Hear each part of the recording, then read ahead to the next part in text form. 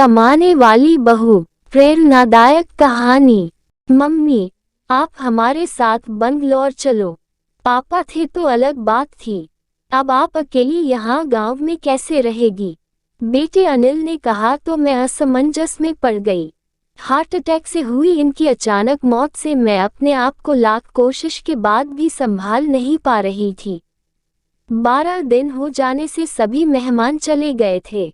बेटा अनिल और बहू अनिता दोनों ही इंजीनियर हैं। मेरी सहेलियों ने मुझसे कहा कि बेटे बहू के पास रहने नहीं जाना क्योंकि कमाने वाली बहू को बुजुर्ग सास बिल्कुल अच्छी नहीं लगेगी। उसकी आज़ादी में तुम्हारे जाने से खलल पड़ेगी। वो तुम्हें ताने मार मार कर तुम्हारा जीना हराम कर देगी। वैसे भी भाई साहब ने जीते जी ही पूरी संपत्ति बेटे के नाम कर दी थी। ऐसे में तो पूरी संभावना है कि बेटा बहू यहाँ का मकान बेचकर माल तो सब ले लेंगे और तुम्हें पाई पाई के लिए तरसा देंगे। लेकिन बेटे बहू के साथ जाना मेरी मजबूरी भी थी। 60 की उम्र में अपने घुटनों के दर्द के कारण मैं अपनी किराना दुकान चलाने में असमर्थ थी। 12 दिन के कार्यक्रम का पूरा खर्चा बेटे ने ही किया, लेकिन छोटे मोटे खर्च के लिए बेटे के आगे हाथ फैलाना मुझे ठीक नहीं लगा और जो थोड़े बहुत पैसे हमने जमा कर रखे थे वे खर्च हो गए। अब हालात ये थे कि मेरे पास 100 रुपये भी नहीं थे। असमंजस में मैं अनिल को कोई जवाब नहीं दे पाई। इतने में अनिता ने कहा, मम्मी जी बताए कि कौन कौन सी साड़ियाँ रखनी है। मैं आपकी सूटकेस पैक कर देती हूँ। अनिता के ऐसा कहने पर मैं कुछ बोल नहीं पाए और चुपचाप इन लोगों के साथ बंगलौर आ गई। अनिल और अनिता दोनों ही मेरा पूरा ख्याल रखते, सभी साथ ही में खाना खाते। अनिता मेरी पसंद के हिसाब से खाना बना देती। दोनों की यही कोशिश रहती कि मुझे इनकी याद न सताएं, मैं खुश रहूं। 8 साल का पोता चीटू तो दादी माँ कहकर मेरे आगे पीछे घूमते रहता। मैं कोई भी चीज के लिए बोलती तो वो चीज मुझे बराबर ला कर दे देते। ये सब देखकर मेरे मन को बहुत शांति मिल रही थी। मैं सोचने लगी कि लोग बेवजह ही आजकल के बच्चों को बदनाम करते हैं कि वे लोग बुजुर्ग माँ बाप की कद्र नहीं करते। खासकर यदि बहू कमाने वाली हो तो वो सास को नौकरानी ही समझने लगती है। अनिता भी तो कमाती है, लेकिन कितने अच्छे से घर और दफ्तर दोनों संभालती है। कभी कोई ताना नहीं मारती। वो तो मुझे ही लगता है कि वो ऑफिस और घर दोनों जगह का काम कर थक जाती होगी, इसलिए मैं ही थोड़ा बहुत काम कर लेती हूँ। लेकिन बेटा बहू दोनों ने कभी भी मुझे किसी काम के लिए नहीं कहा। 1 महीना कैसे बीत गया पता ही नहीं चला। आज सबने बाहर घूमने का कार्यक्रम बनाया। मॉल में घूमते घूमते अनिल और अनिता एक दुकान से कुछ खरीदी करने लगे। मैं और चीटू थोड़ा आगे निकल गए। आइसक्रीम की दुकान पर चीटू ने कहा, दादी माँ मुझे आइसक्रीम खानी है। मेरे ऊपर तो मानो बिजली गिर गई, क्योंकि मेरे पास तो पैसे थे ही नहीं। इतने दिनों में पैसों की कोई जरूरत महसूस भी नहीं हुई थी। अब क्या करूं? मेरा उतरा हुआ चेहरा देखकर चीटू ने फिर कहा, दादी माँ प्लीज ले दीजिए ना। सॉरी बेटा, मैं अपना पर्स घर में ही भूल गई। मेरे ऐसा कहने पर चीटू ने मेरी तरफ कुछ अजीब नजरों से देखा। उसे लगा कि आइसक्रीम न दिलाना पड़े इसलिए मैं बहाना मार रही हूँ, लेकिन मैं कर भी क्या सकती थी। मुझे अपनी बेबसी पर रोना आने लगा। मैं कैसी दादी हूँ कि अपने पोते को आइसक्रीम भी नहीं दिला सकती। इनके जाने के बाद पहली बार मैं अपने आप को बहुत ही असहाय महसूस कर रही थी। हमने बाहर डिनर किया। अनिता ने मेरे पसंद की काजू करी ऑर्डर की थी, लेकिन मुझे उसमें भी स्वाद नहीं आ रहा था। घर आने पर थोड़ी देर सभी ने टीवी देखी। अनिल सोने चला गया और अनिता चीटू के कमरे में गई ताकि मच्छर की टिकिया लगाकर उसे ब्लैंकेट आदि देकर सुला दे।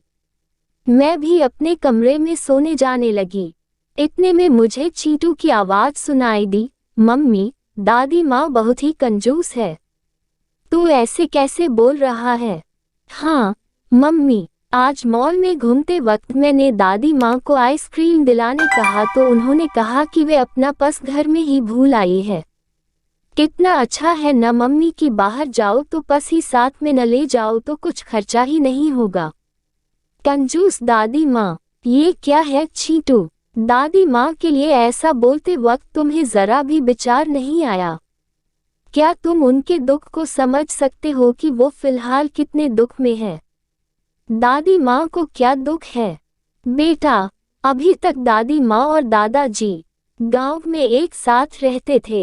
अब अचानक दादाजी हम सबको छोड़कर चले गए। जिस व्यक्ति के साथ हम 24 घंटे रहते हैं, साथ में उठते बैठते हैं, साथ में खाना खाते हैं, अपना दुख सुख शेयर करते हैं, वो ही व्यक्ति अचानक हमसे बहुत दूर चला जाता है तो कितना दुख होता है ये अभी तुम नहीं समझ सकते।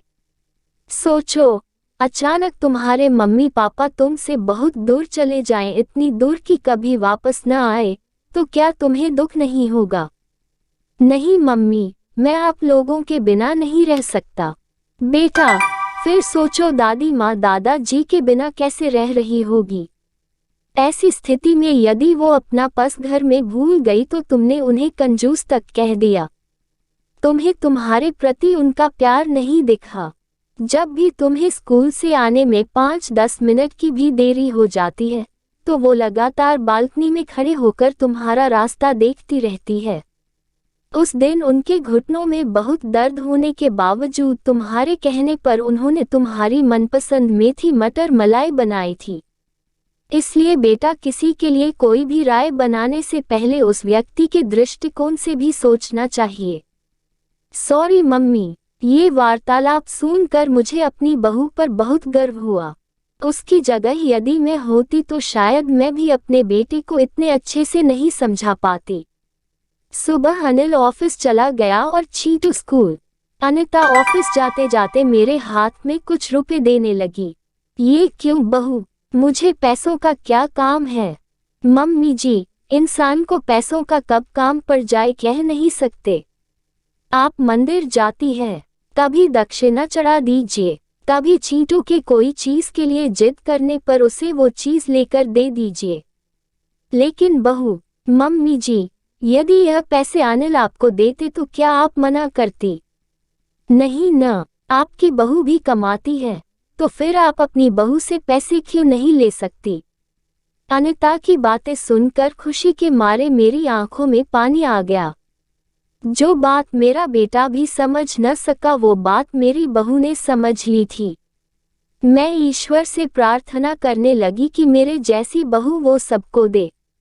लोग बेवजह ही कुछ कमाने वाली बहुओं के दुर्व्यवहार को देखकर सभी कमाने वाली बहुओं पर लांछन लगाते हैं कि वे तुनक मिजाज और घमंडी होती है। सास ससुर उनको बिल्कुल अच्छे नहीं लगते आदि। कुछ बहुएं अनिता जैसी समझदार, सुलझे विचारों वाली, बड़ों का सम्मान करने वाली भी होती है।